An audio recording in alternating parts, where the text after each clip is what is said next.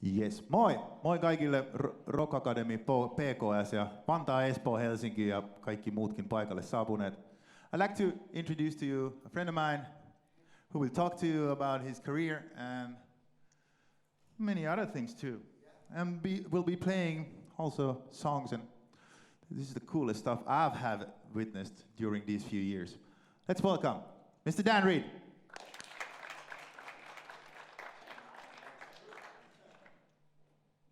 I paid him a lot of money to say that. Yeah, I have kids. Well, thank you guys for coming in today and being here. I figured I'd start off with a song first, for those of you who haven't heard my music. And then, and feel free to raise your hand if you have any questions or thoughts that you would like to add into this along the way.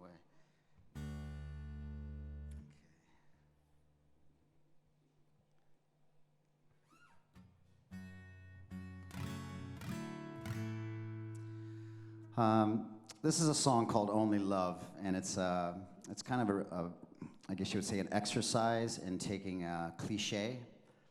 I wish I spoke Finnish, so I'm sorry that I don't understand or speak your language, but cliche, something that's been said a million times that people have kind of put to the wayside because they don't want to use them anymore to sound cheesy or corny, right?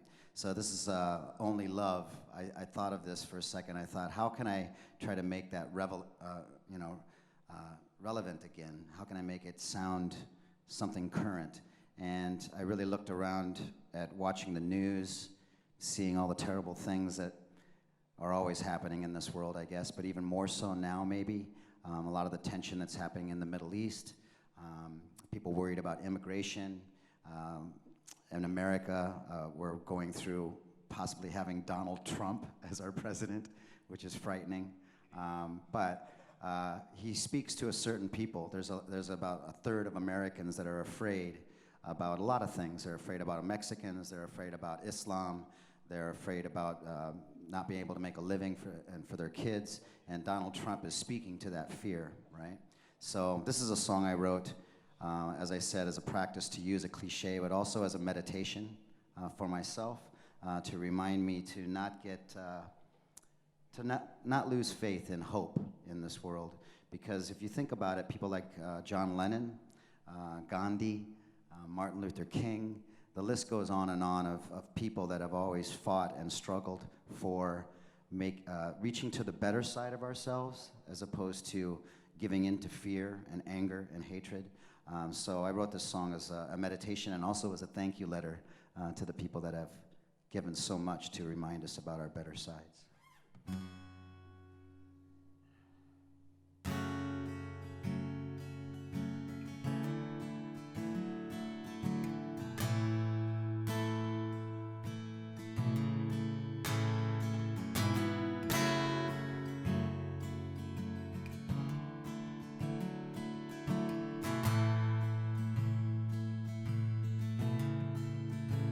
Only love can turn this ship around. Only love can slow the world down. Only love gives fire to a tired soul. Only love reminds you to lose control. So why reach for the stars?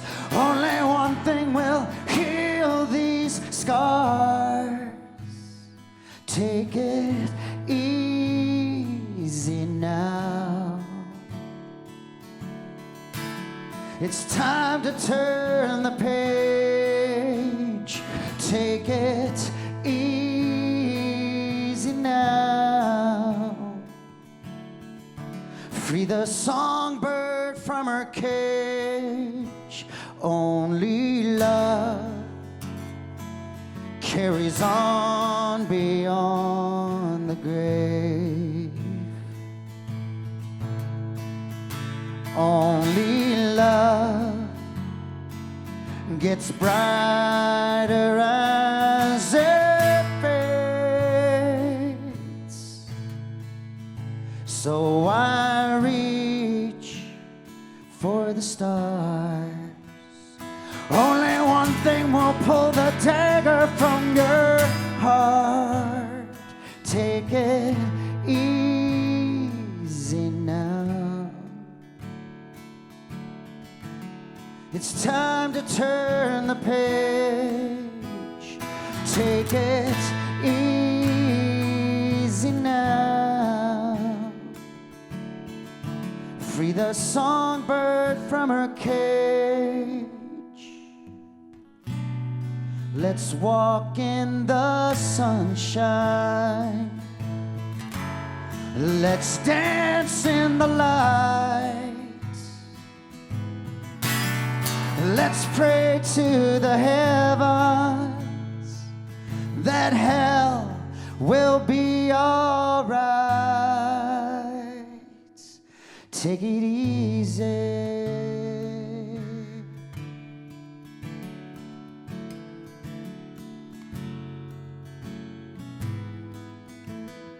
Take it easy.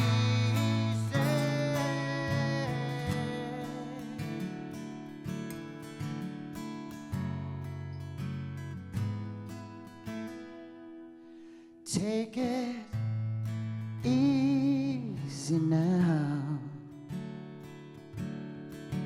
It's time to turn the page. Take it easy now. Free the songbird from her cage. Turn the page. Heal the rage. Turn the page.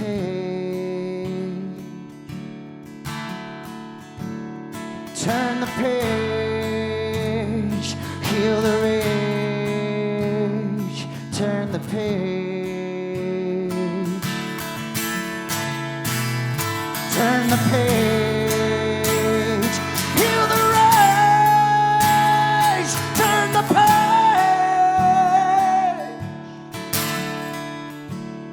Turn the page, heal the rage, turn the page.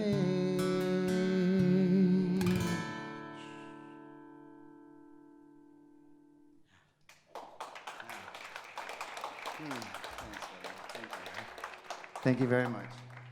I guess I'll start with some background, just to kind of, a lot of you are starting off in your career, or reinvigorating it, or giving it new life or new breath.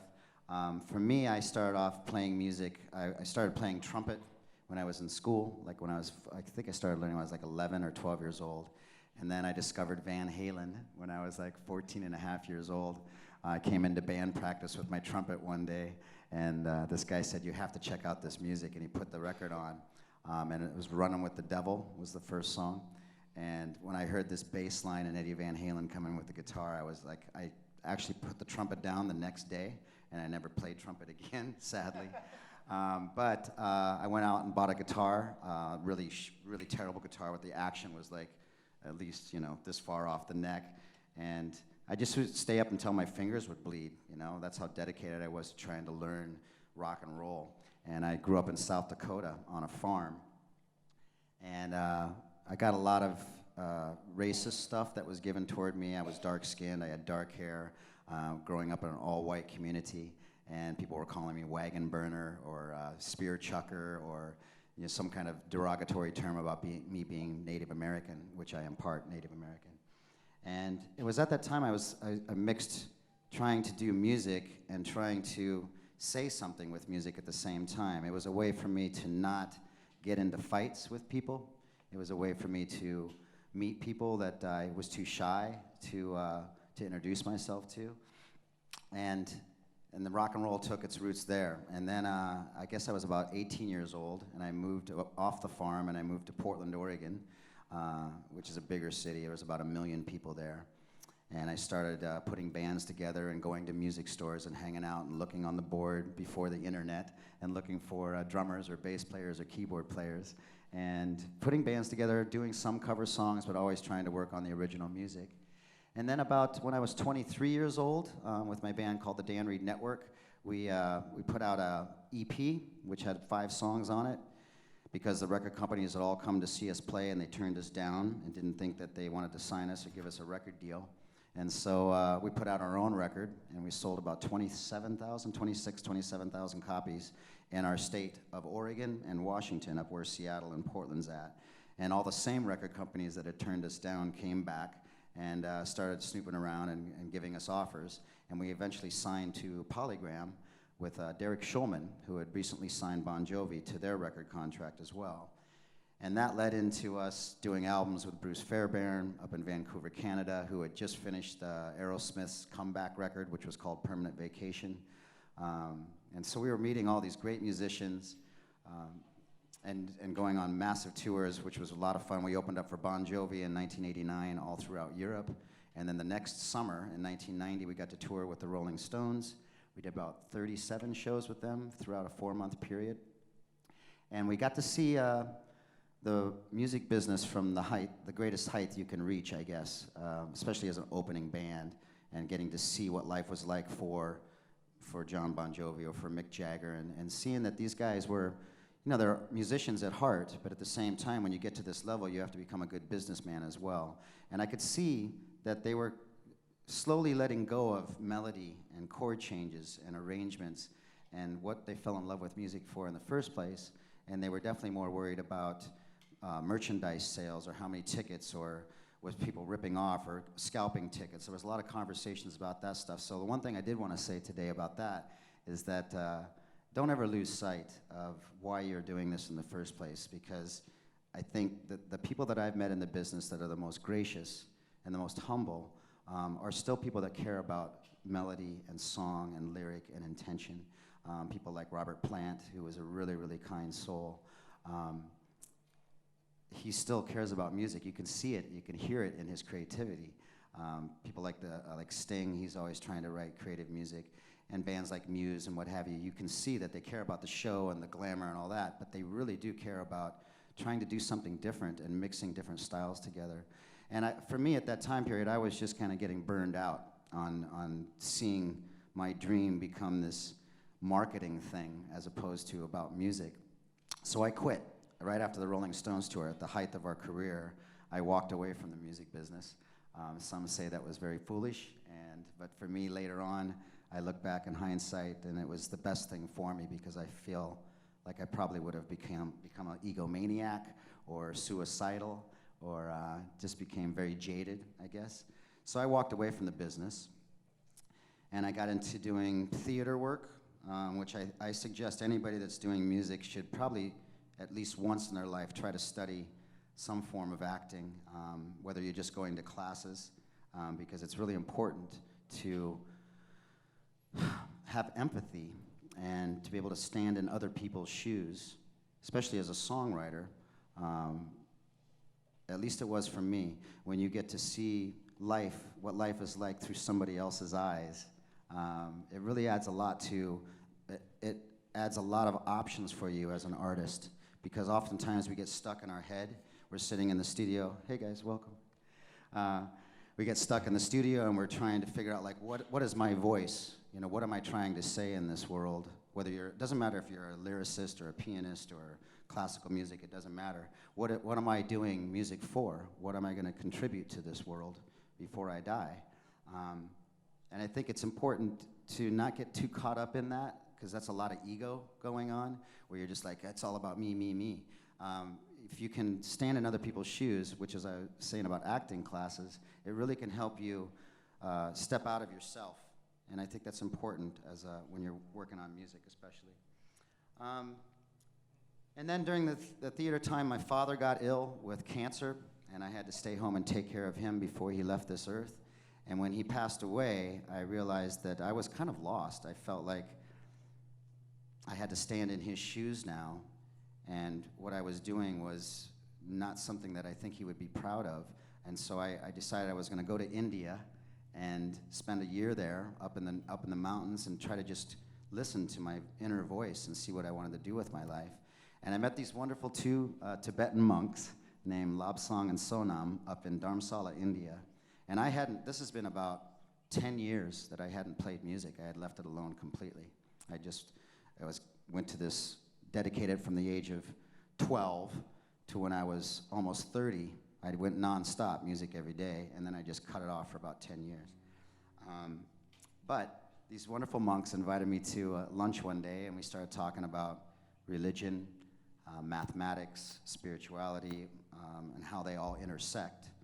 And we had just a great, great conversation, and that led into us going to lunch the next day, and they started asking me about rock and roll and what it's like to have sex and what it's like to take drugs, all these things that they never do. But they were curious about it because they learn about this stuff in their teachings, but they've never practiced it. Where I was curious about learning about meditation and how to use compassion as a weapon, how to be grateful, how to show gratitude for people in this world as opposed to taking, how to give more. And they had a lot of lessons about that. And eventually they invited me to live at the monastery with them. And one day we were up in the mountains washing our clothes. There's no electricity there, so you wash your clothes in the stream and you lay it out on the rocks to dry in the sun. And Sonam, the younger monk, he was about 26, 27 years old. He leaned over to me and he said, Dan, do you know this song that goes, and he started singing the drum beat to We Will Rock You to me, high up in the Himalayan mountains, and he'd never heard a radio or a TV or anything. And I said, yeah, it's a song by a band called Queen from England, and how do you know this song? And he said that he had heard it one time on a tourist radio, and he wanted to know what this guy was singing about. That was his passion in life. Can you please teach me what this guy is saying? And it was at that moment that I realized here was a monk that spent his whole life from the age of 4, and one of his biggest dreams was to learn a Queen song. And so I realized I should maybe get back to doing music again. So I bought an acoustic guitar and started teaching them rock and roll songs. And they taught me how to do Tibetan throat singing. And so I taught the Tibetan monks about sex, drugs, and rock and roll. But that's nothing to be proud of, I don't think. But and they gave me a great gift to realize that music is this language that transcends all religions, all skin color, whether you're rich or poor, age, your patriotism to your country. That's a big thing that's going on now. My hope is that one day we're going to see this whole planet as one country and figure out how to survive as that one country as opposed to fighting over these smaller issues. But this is a song that I wrote as an example of showing gratitude, I guess. And you can show gratitude in any way. You can scream it, you can sing it, you can beat the hell out of some drums. But what showing gratitude is the fact that we are very lucky to be able to play music in our lives. I can't tell you how many people I meet in my travels that work in an office, or they're selling cars, or they're cleaning bathrooms, or working in a grocery store, or whatever. And they come up to me and say, hey, I used to play music when I was younger, and then I gave it up when I got into the real world, right? So to speak. And you could still see it in them. And once in a while, I'll get a message, which is the best compliment any artist can get, saying, hey, you know what? After seeing you play or hearing you speak, I picked up the guitar again, or I started playing piano again. And that to me is so wonderful, because the child in us that is interested in music in the first place is always inside of us. And showing gratitude for the fact that we're able to play music in our lives can come in many forms, but it's important to express that gratitude, even if it's not for anybody but yourself. If you're just in the mirror or in your room and you're just playing something for yourself, that kind of feeding your own soul, giving back to yourself is very, very important. The monks say love yourself, but through music I say just keep writing and play music for yourself.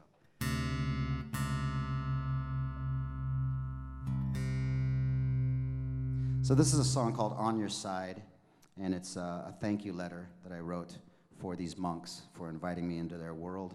I played it for them at the monastery as a goodbye, and it was the first song I wrote after taking 10 years off from playing music.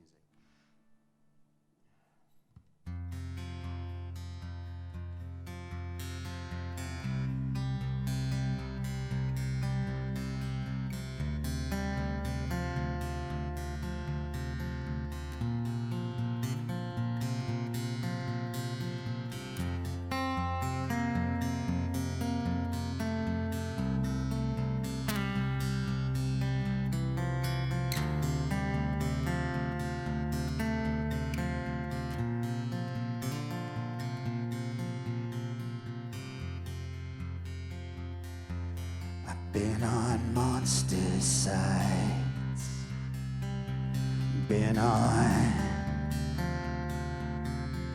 feeling like I've never had it all,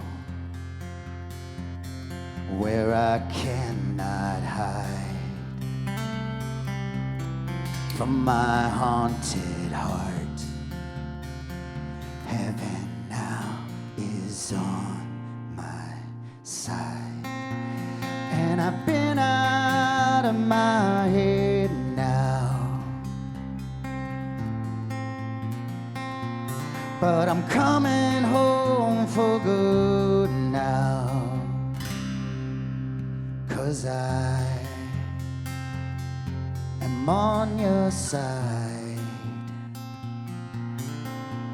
and you angels on my shoulders tonight.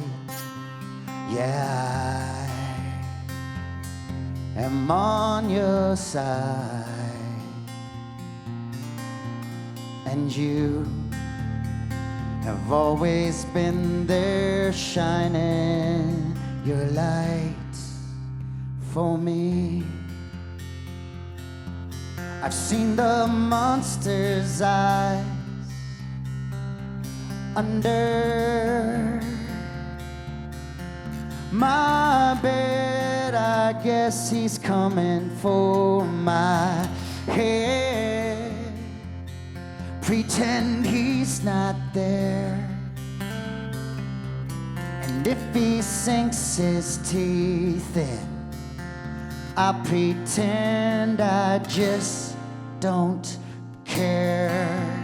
And I've been out of my head now, but I'm coming home for good now, 'cause I am on your side,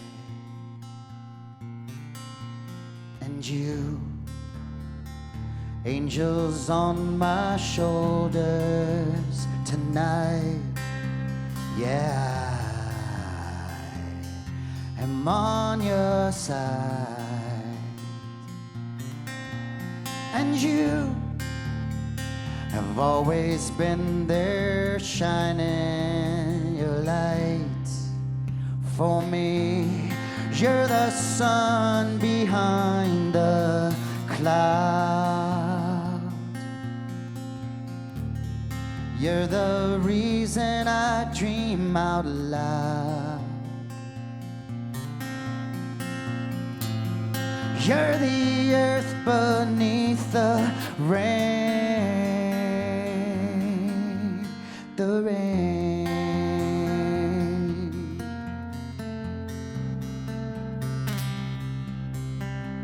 The rain.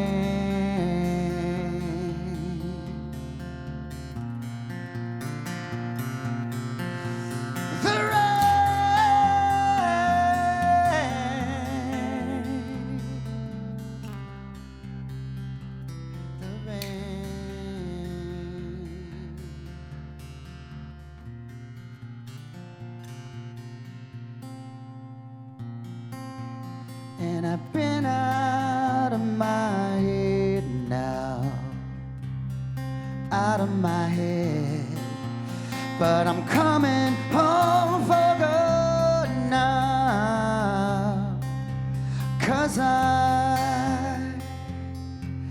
on your side, and you, angels on my shoulders tonight. Yeah, I am on your side, and you have always been there shining your lights. Yeah, I am on your side. Yeah, I'm on your side. Yeah, I'm on your side. Yeah, I'm on your side. I'm on your side.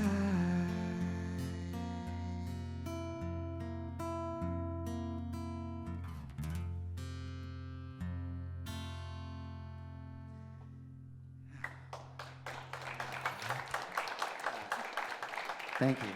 Cheers. Any questions, thoughts? Want to start a new religion? Nothing? No? I would. You want to start a new religion? Yeah, but let's talk about it. We'll do that later. I guess I'd like to speak a little bit about intention. How do you say intention in Finnish?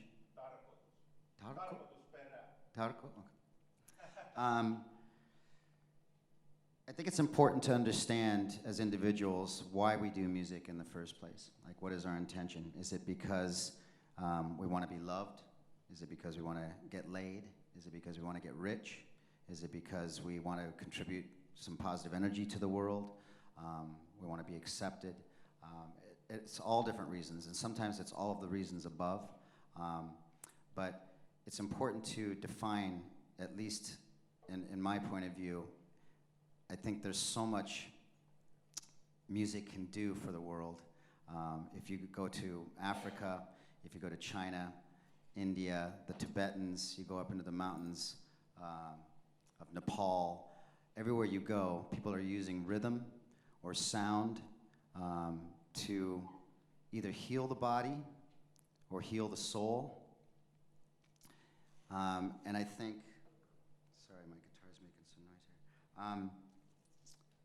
And I think so. I think it's important to, as artists, at least I would like to promote that to all of you, to definitely figure out what your intention is and promote that within your own world, within your music, your lyrics, your songs, your arrangements, how you produce the music, how you record, and how you go out into the world. As I was mentioning earlier, people like Robert Plant or Ronnie James Dio, people that I've heard or met along the road, were always like the most kind, humble people, even if they were up on stage shredding it, right? And you think you come off stage and they're just gonna be like this kind of wild animal. Some of those guys, David Bowie, for example, I got to play a couple shows with David Bowie with my earlier band, the Dan Reed Network. And I had never met a nicer guy. And I met the Dalai Lama in northern India, and he was a really nice guy too. So you think the Dalai Lama is like super special because he's spending all this time concentrating on meditation and love and compassion. And then you meet somebody like David Bowie, and he gives you the exact same impression that the Dalai Lama did. Very humble, very kind. The drummer from the Rolling Stones, Charlie Watts, he would come backstage before every one of our sets for every night and wish us all good luck and shake our hands. He had a sewing machine in the dressing room, and all the suits that he wears that you see in photos, he's always got these beautiful suits on. He's back there making them in the dressing room and lives in a small little farmhouse in the country. A very, very wealthy man financially, but very humble and keeps his life small. And I think that's his intention in life. And so I wanted to play a song that kind of defines at least my intention in this second half of my life with doing music. I always find that we're kind of torn as human beings about whether it's, sexuality, whether it's the LGBT community or it's gay marriage in America. It divides the country. Abortion, war versus not, communication, using violence as opposed to talking. The human race is torn on these different things. We're torn on many, many different issues. So for me, music is about trying to find a place where we can come together and agree to disagree, so to speak. I've seen Imagine, the song Imagine by John Lennon, play on a sound system at a Metallica concert.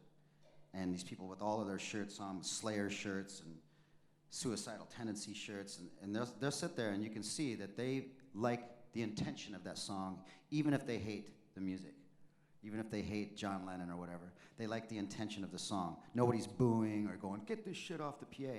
There's something about the intention of John Lennon, right? That he meant what he said. And so I guess the main thing I'm trying to say is, do whatever you're gonna do in music, but try to mean every note. Don't go through the motions.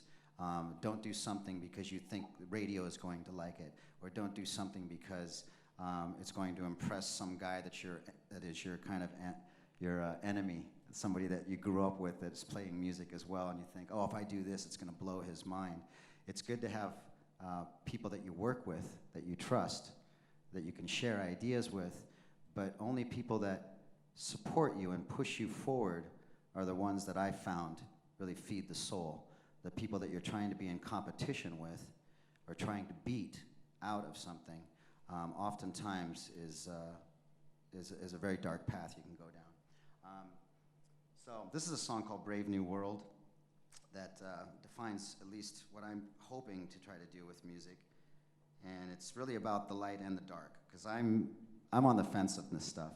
When people talk to me about immigration, for example, I'm hearing this all in Europe a lot. I have to sit there, and what I was talking about earlier with this empathy and standing in other people's shoes. I think about people from Syria or northern Iraq that are coming over to these European countries to find a better life. And yeah, they're maybe not as educated, or they're taxing the system, or they're being rude to women, right? I lived over there. I lived in Jerusalem for 3 years, over on the Palestinian side. I spent a lot of time in the West Bank and Egypt. This is after my trip in India. And even in India, the Hindus, men cannot touch another woman unless she's your sister, your mother, your grandmother, until they get married, right? So whether you're Muslim or Hindu or what have you, all of a sudden they're thrown into this other world where sexuality is totally okay, right? So I have to stand in their shoes and go, what is it like for people to go from this position to this position, and we expect them to behave exactly like us? And it's the same thing over there. If I went over to Jerusalem, for example, where women cannot even show their ankles, they can't show any skin. They're not walking around showing their bellies, their arms, they're not covering their hair. The Jewish people, at least the religious Jews, have gotten past that. But if I walked around myself or with a girlfriend and she was dressed totally like they dress in the West in the summer, for example, people would throw stuff at me, right? They would throw rocks or what have you, and that has happened in Jerusalem. So I think it's important to adapt to the ways of the country you're living in, but it's also important to understand where these people came from. So this is a song about me trying to embrace both sides of the equation, I guess.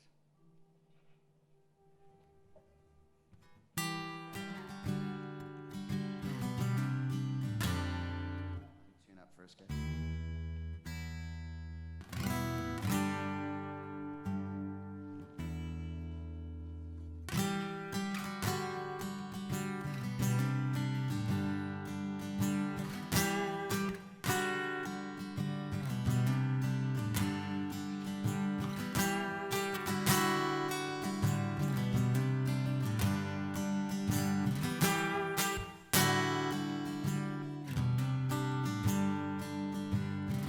I bring you peace from the barrel of my gun. I may be damned, but I've been saved before.